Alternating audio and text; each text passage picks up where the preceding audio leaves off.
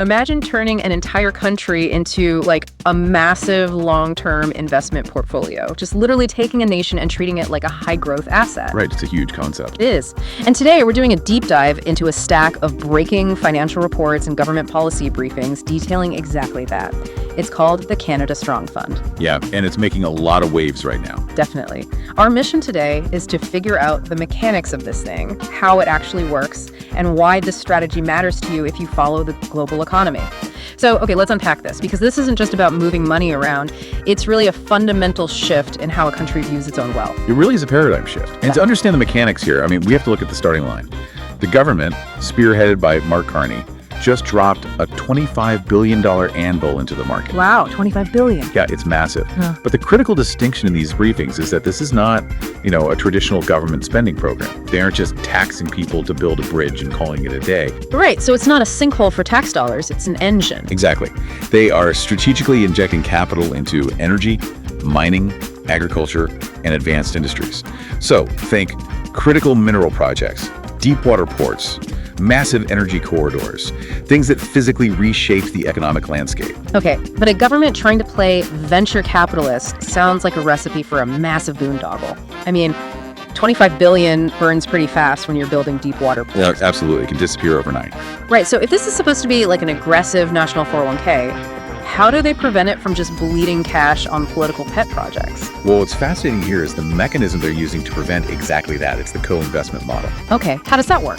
Instead of the government footing the entire bill and taking all the risk, the Canada Strong Fund will only invest side by side with private companies and global institutional investors. Oh, I see. It's a forced reality check. Yeah, precisely.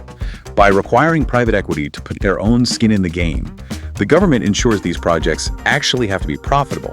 It structurally de-risks the public money. Right, so they target real market rate returns alongside the private sector. Exactly. And the plan is to continually reinvest those profits.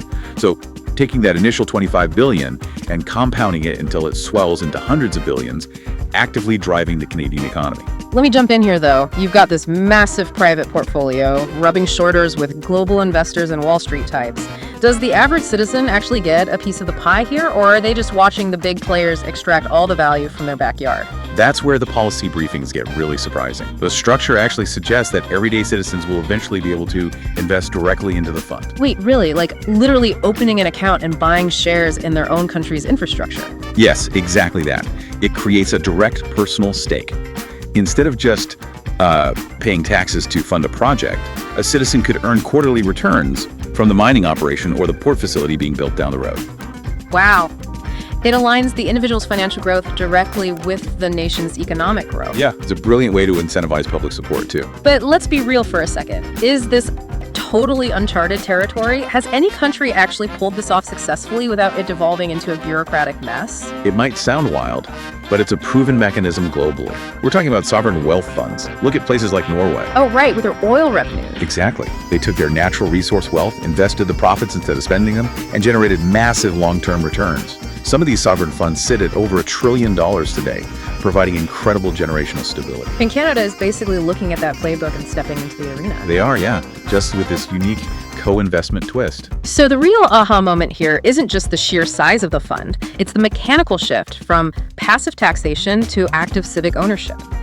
By treating the country like a compounding financial machine, the government is fundamentally changing the relationship between the citizen, the state, and private capital. It's a huge pivot from spending to building equity. Yeah. And, that brings up a really fascinating question to ponder as we wrap up. Leave us with it. If Canada successfully pulls this off, and citizens start building personal wealth off their nation's infrastructure, will we see an arms race of Western democracies essentially turning themselves into mega corporations just to compete on the global stage?